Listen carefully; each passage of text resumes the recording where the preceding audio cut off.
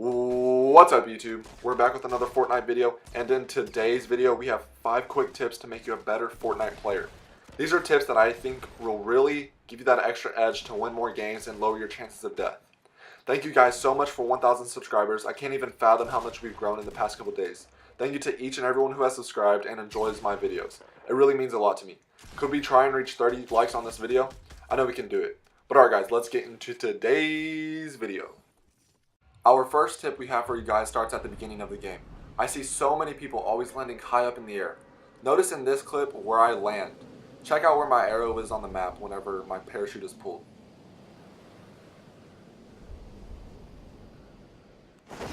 As you guys can see, my position is directly above the river. This allows me to land as low as possible since the altitude of the river is the lowest point for this area.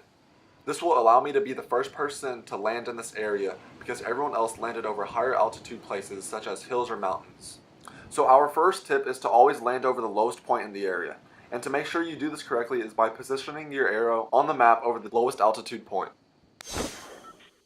If an AR spawned instead of a shotgun, you can imagine the kind of damage we would have done to those guys because we landed so much faster than them.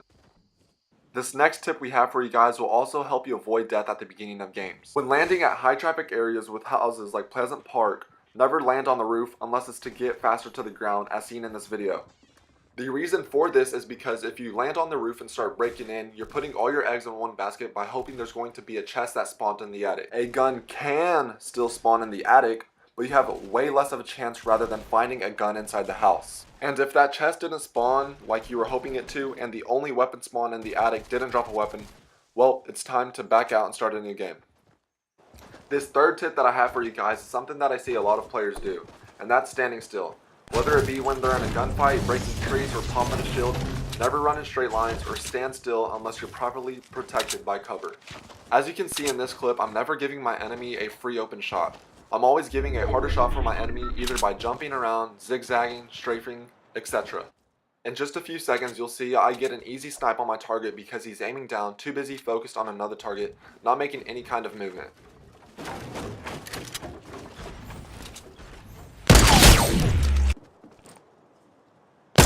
In this clip we have 2 guys teaming up in solo and they just got done killing someone.